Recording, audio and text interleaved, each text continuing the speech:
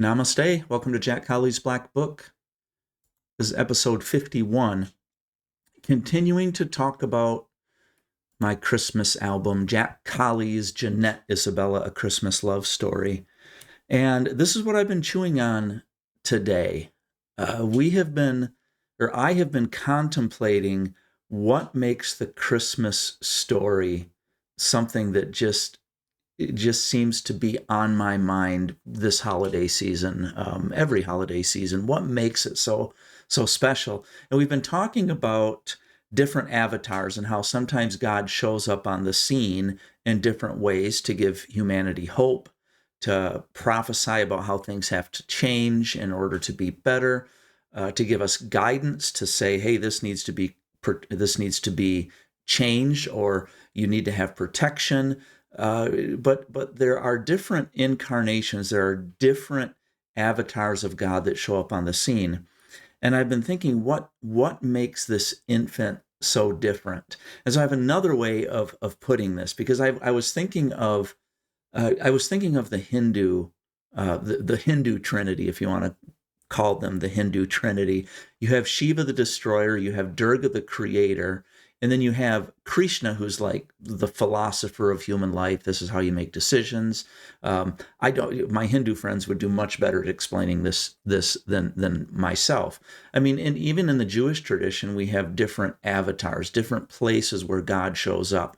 God shows up through Moses and said, here's the 10 commandments. If you follow these 10 commandments, your community, your society, what you build is going to be stronger. This is important. These are kind of the expectations. And so we have these different points where God kind of comes into the world through these individuals, through these historical figures, through these characters and stories, through the different religions, through different cultures. But what makes Christmas different is that the Christmas story for many people, here's what makes it different. We're not taking an aspect of God, like the Christmas story is not necessarily taking an aspect of God and saying, here's what you need to know. In many ways, the totality of God has been condensed, has been incarnated into an infant.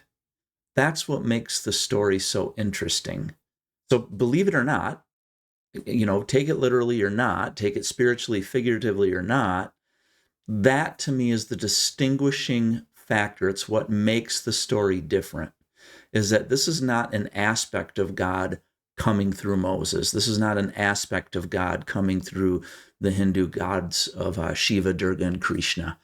This is not an aspect of God being communicated to us through the Quran or through Muhammad. The Christmas story could be looked at as this is the totality of God being put into an infant. So not only is the medium different, but the totality of the story is different. And we pick up this scene where this infant, being the incarnation of God, is in a manger. And we've already talked about the cherubim and the protectors with their two pair of wings hovering over the manger scene in a stance of protection. And then there's these other angels that show up that, I did a little bit of research and I really liked what I found. There are seraphim. And seraphim, I found out, were these are angels that stand around the throne of God or stand around the focal point of God, and their task is simply to announce who God is. So I believe it's what the hymn "Holy, Holy, Holy." That's just what they chant. It's like they're surrounding the throne of God, just chanting, or proclaiming would be a better word, "Holy, Holy, Holy." And so we have these angels around the manger scene. And of course, we have the cherubim again around the manger scene. And then we have archangels according to the song. So we have angels and archangels are all gathered here. Cherubim and seraphim voices fill the air. And so we have all of this almost chaos and angels going on around this manger scene that is so different than the manger scenes I think sometimes we think about. And archangels, think about archangels are there. And I believe there are, in the Christian tradition, I mean, I know that there are several archangels in other traditions. In the Christian tradition, you have Gabriel, and you have the archangel Michael.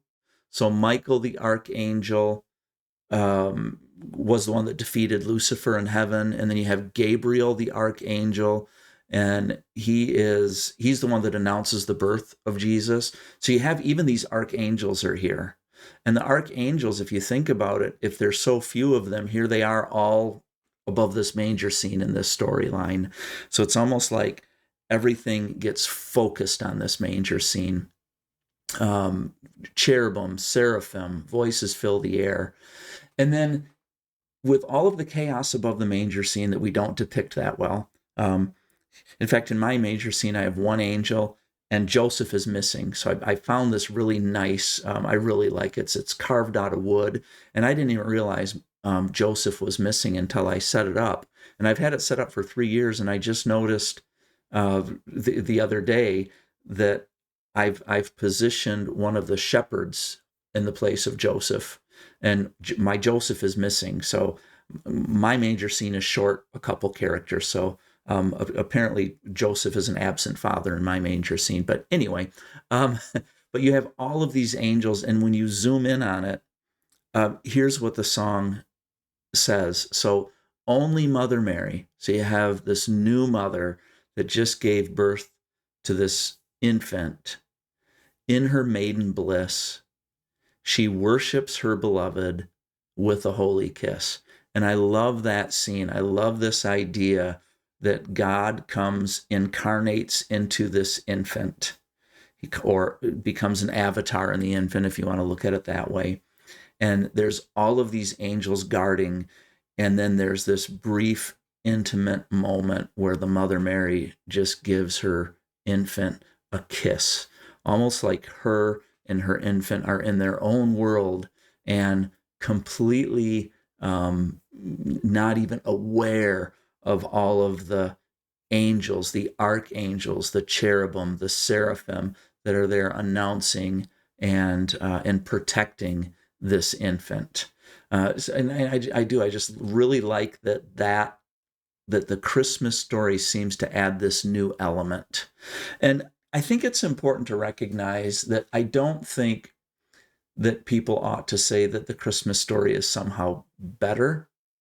I don't think I think it's more a function of, we hear these stories over and over again. We see these cycles in life, and we become it's almost like we take them for granted, and we almost have to. Now, whether we evolve to a point, maybe we evolve to a point where we have to have a more complex story, or maybe we just need to continue to have something to chew on so that we're always going deeper with our understanding of some of this stuff.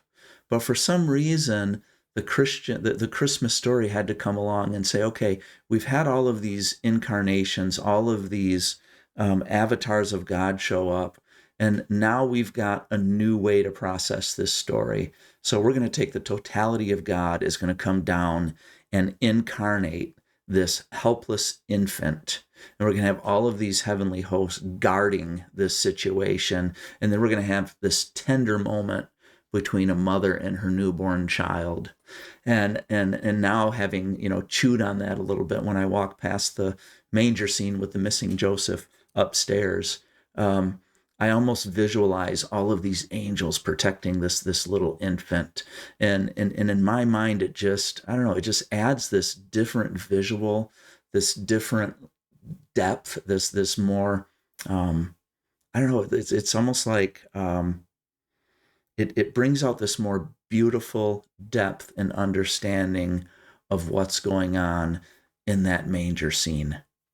So that's where I want to stop for right now, is just to kind of paint that picture. And I hope that if you hear this and you see manger scenes, that you don't just drive by them, or you don't just notice them on in front of a church or whatever, or in somebody's lawn. You don't just notice them, but take a moment. Like I've taught my students with so many stories. Like if stories keep popping up in culture, and if it's on your mind, it's an indication that there's something more to it. Because if it's just a common story and it's not doing anything to us, those stories are just going to die out. But many of these stories, like the Christmas story, it keeps coming up. And that indicates to me that it's something that we have to reflect on, and we have to keep looking at more deeply, so we can, see what's being communicated to us and come to our own understanding and our own relationship with the Christmas story, as well as, the figures in these stories, the characters, or these historical figures that have been around. So let's stop right there. And once again, I forgot to. I get so caught up in telling the story, I forget to forward the slide. So here's the angel picture that I had AI create for this. And anyway, give the album a listen, though. Here's the album cover, and then we'll see you next time.